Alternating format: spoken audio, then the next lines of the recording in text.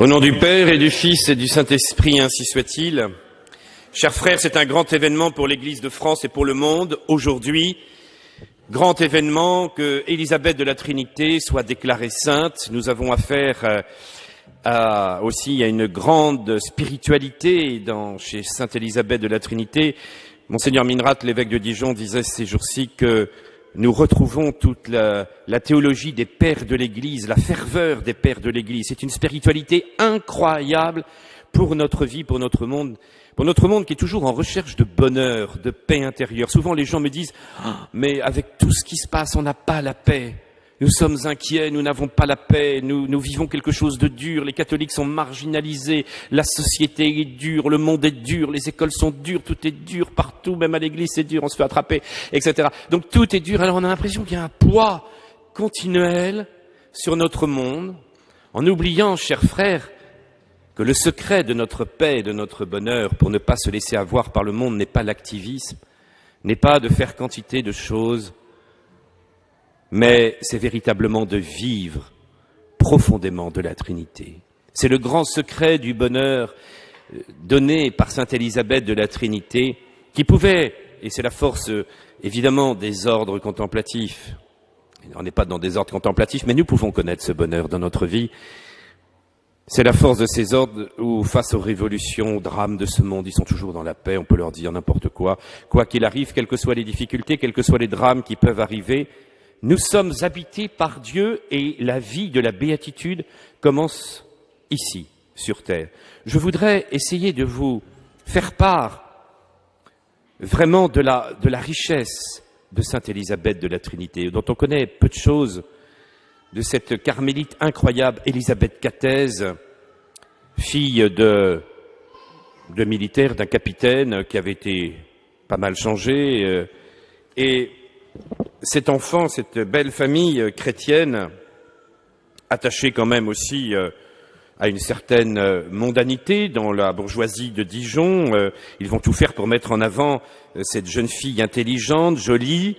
Elle aura le premier prix de piano du conservatoire de Dijon. Et ses parents espèrent beaucoup pour elle, mais elle, dès son enfance, n'a qu'un seul désir, aimer Jésus à la folie et lui consacrer sa vie.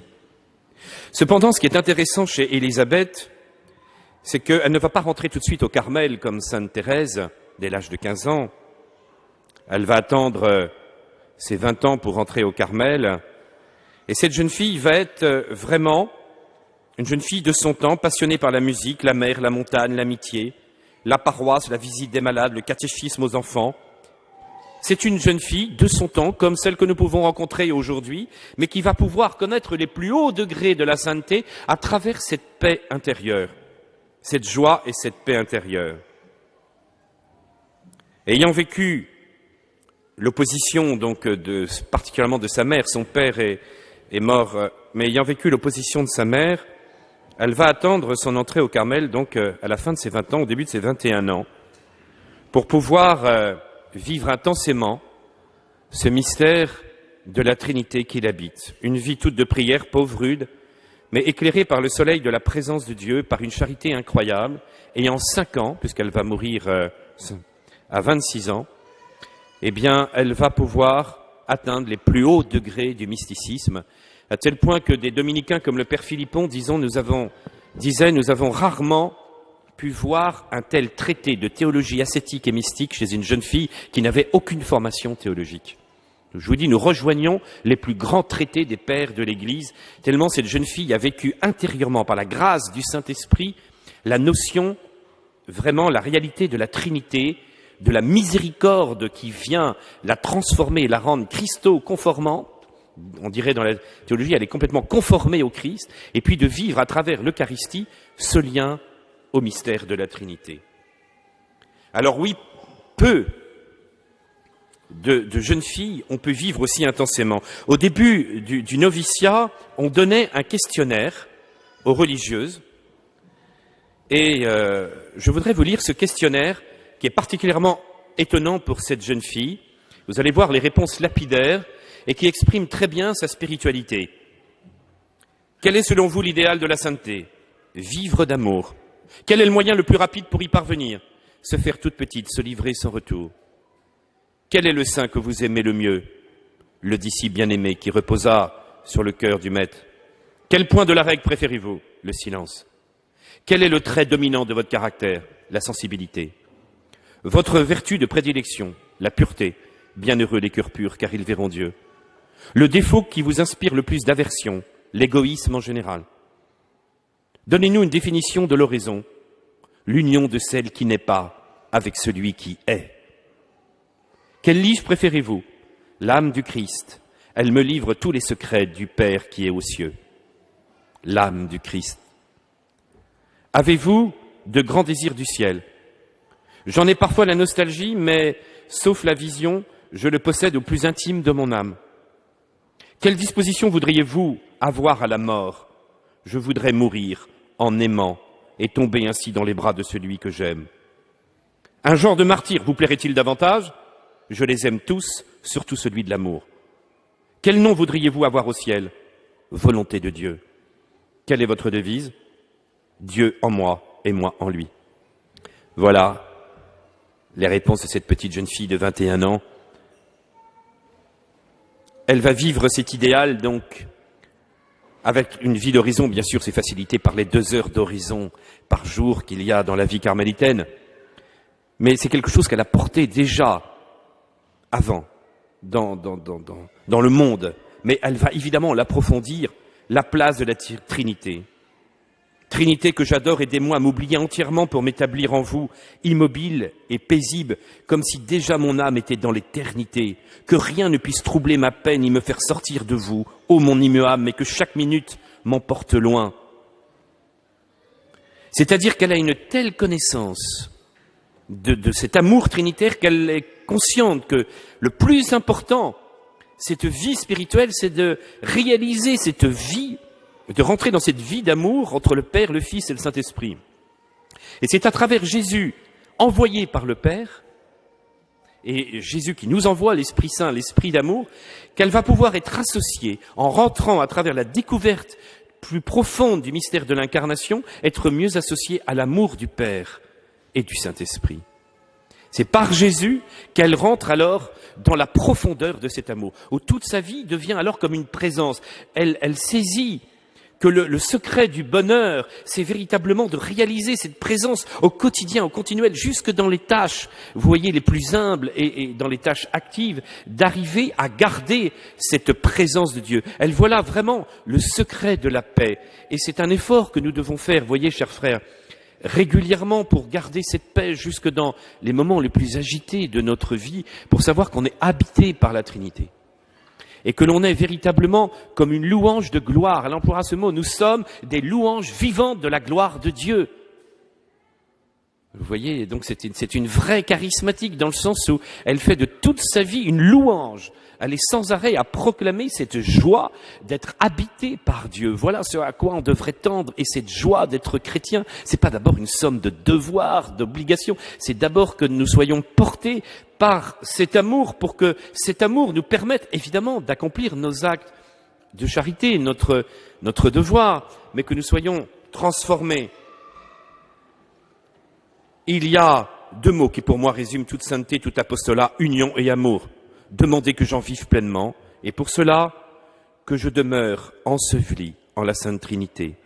Lorsque je songe à mon nom, écrit-elle au même séminariste, auquel des liens de grâce l'unissaient plus intimement que les liens de la famille, mon âme est emportée sous la grande vision du mystère, en cette Trinité qui, dès ici-bas, est notre cloître, notre demeure, l'infini en lequel nous pouvons nous mouvoir à travers tout. Quel abîme de gloire nous sommes appelés. Oh, que nous devenons des louanges de gloire, un idéal lumineux. Nous sommes transformés en la Trinité qui demeure en nous. Quelle joie! Nous sommes ainsi prédestinés par un décret de celui qui opère toutes choses selon son conseil et de sa volonté, afin que nous soyons sa louange de gloire.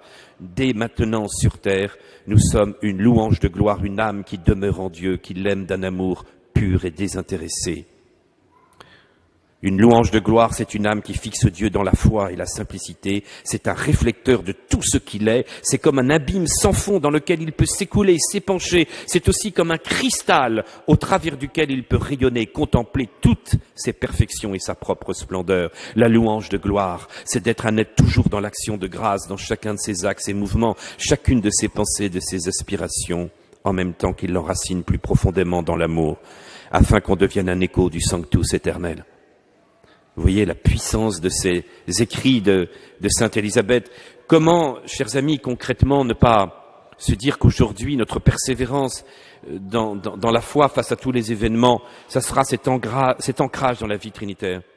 Un jour, des parents viennent me voir parce que leur fille, qui avait été extrêmement pieuse, qui avait tout suivi dans leur vie chrétienne, passant à l'université et changeant de ville, se retrouve en quelques semaines dans le rejet total de la pratique et une vie de débauche, immédiatement.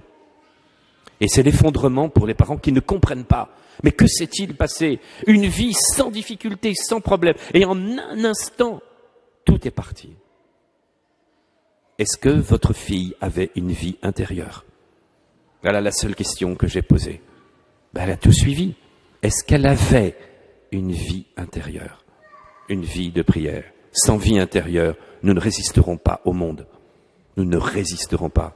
Si nous ne prenons pas conscience de la grandeur de notre vie chrétienne, d'être habité par Dieu, s'il n'y a pas une vie d'oraison, cette joie de la présence, de l'amour de Dieu, bien sûr on est pécheur, bien sûr qu'on n'est pas des saints du jour au lendemain et que c'est une difficulté, mais être dans la joie de la présence même de Dieu, d'être habité par Dieu. Voilà quel doit être le désir des parents, c'est que chaque enfant puisse avoir une vie de prière personnelle, intérieure.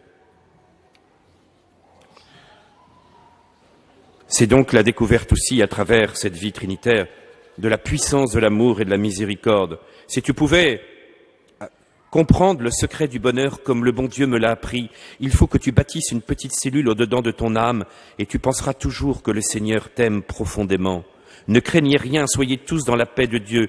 Il vous aime, il veille sur vous comme une mère sur son petit enfant. Qu'importe ce que nous sentons, lui, il est l'immuable, celui qui ne change jamais. Il t'aime aujourd'hui comme il t'aimait hier, comme il t'aimera demain. Mais si tu lui as fait de la peine, rappelle-toi qu'un abîme appelle un autre abîme, que l'abîme de ta misère attire l'abîme de sa miséricorde. En cette année de la miséricorde, comprenons la puissance de cet enseignement, c'est d'être associé à la vie trinitaire, mais comprendre qu'à travers notre abîme de misère, nous pouvons rentrer dans cet abîme de miséricorde. Et qu'à travers notre vie de prière et notre confiance en Dieu, quels que soient les drames qu'on a pu avoir dans notre vie, des péchés graves, il faut savoir qu'il est toujours temps de faire appel à cet abîme de la miséricorde qui viendra nous transformer intérieurement. Et que nous devons avoir cette joie de rentrer dans cet océan d'amour. C'est ça, la force de notre foi chrétienne, c'est de savoir que nous sommes infiniment aimés malgré la gravité de notre péché. Oui, il y a un abîme entre ce que nous sommes, ce que nous avons fait, et la réalité même de Dieu. Mais en vivant dans cette confiance, nous rentrons dans la puissance même de la miséricorde qui viendra nous transformer intérieurement. Enfin, la grande intuition d'Élisabeth, c'est d'être rentré concrètement aussi dans cette miséricorde, dans cette vie trinitaire par l'Eucharistie. Et là aussi, elle vit profondément ce mystère. Elle avait déjà été marquée le jour de sa première communion comme une rencontre intense avec Jésus vivant, présent dans son cœur. La communion était devenue pour l'adolescente, puis pour la jeune fille, le moment privilégié de l'accueillir plus profondément. Mais ce qui va se passer, évidemment, au Carmel, prend tout à fait une autre dimension. Il me semble que rien ne dit plus l'amour qui est au cœur du Christ que l'Eucharistie. C'est lui en nous et nous en lui, n'est-ce pas le ciel sur la terre, le ciel dans la foi. L'adoration que nous vivons du mystère eucharistique, c'est l'amour écrasé par la beauté, la force, la grandeur immense de l'objet aimé, et il tombe en une sorte de défaillance.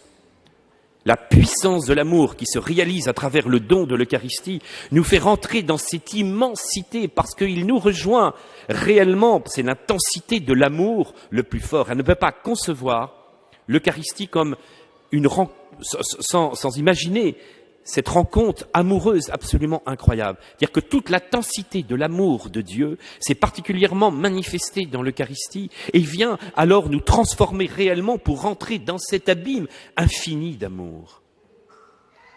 Nous avons la preuve de cet amour divin à travers l'Eucharistie et nous rentrons alors dans le début de cette béatitude. Il est venu en nous et nous rentrons alors dans la gloire dès maintenant. La louange de gloire peut commencer maintenant. Le début de la béatitude céleste commence. Alors laissez-moi finir enfin par cette prière qu'elle a composée et qui résume un peu ce que je vous ai dit. Ô mon Dieu, Trinité que j'adore, aidez-moi à m'oublier entièrement pour m'établir en vous immobile et paisible. Pacifiez mon âme, faites-en votre ciel, votre demeure aimée, votre lieu de repos.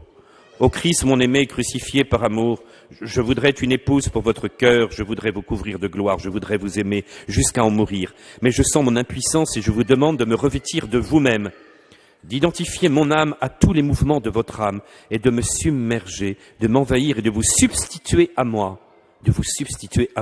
Afin que ma vie ne soit qu'un rayonnement de votre vie. Ô feu consumant, esprit d'amour, survenez en moi, afin qu'il se fasse en mon âme comme une incarnation du Verbe, que je lui sois une humanité de surcroît, en laquelle il renouvelle tout son mystère. Et vous, ô Père, penchez-vous vers votre pauvre petite créature, couvrez-la de votre ombre. Ne voyez en elle que le bien-aimé en lequel vous avez mis toutes vos complaisances. Ô mes trois, mon tout, ma béatitude, solitude infinie, immensité où je me perds, je me livre à vous comme une proie. Ensevelissez-moi, ensevelissez-vous en moi, pour que je m'ensevelisse en vous, en attendant d'aller contempler en votre lumière l'abîme de vos grandeurs. Amen. Au nom du Père et du Fils et du Saint-Esprit, ainsi soit-il.